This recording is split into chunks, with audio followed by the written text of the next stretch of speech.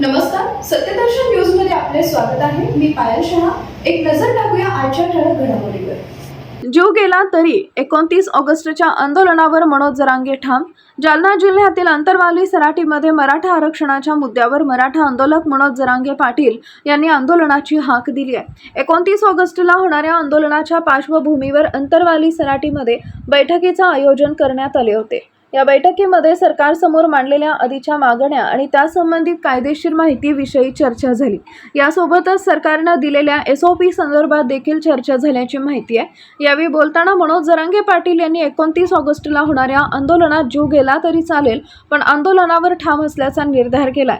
अभ्यासकांसोबतच्या बैठकीत मनोज जरांगेंनी चर्चा करून पुढील आंदोलनाची दिशा ठरवली आहे. दरम्यान सरकारने काढलेल्या GR मध्ये चुका असल्याचं मान्य करावं आणि त्यात सुधारणा करावी अशी मागणीही त्यांनी यावेळी केलेली आहे.